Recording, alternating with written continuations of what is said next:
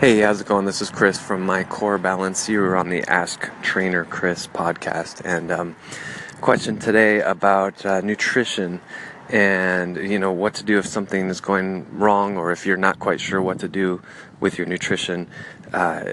So that's basically the question. And the answer is pretty simple, actually. It really depends on what you're doing right now.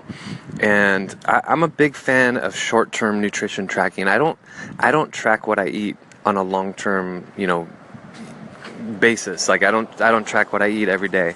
I'm not that precise. But I am a big proponent of tracking for 2 to 3 days. If you know something's not right, if maybe your energy's low or you're gaining body fat or your sleep is off, just, tracking everything that you consume for 2 to 3 days, getting a kind of a baseline of where you are. And from there, making corrections. So things may kind of jump out at you.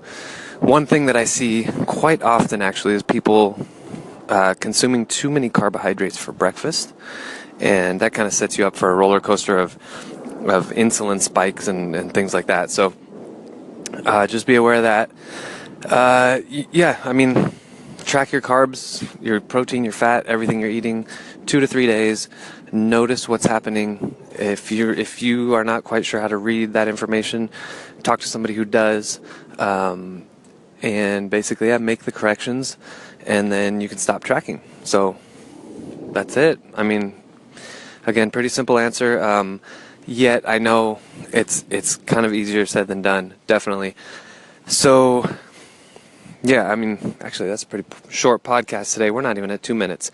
But that's what I do. Short-term nutrition tracking is awesome for identifying the problem, getting you to the point where you can, readjust and make a new habit. So I hope that helps.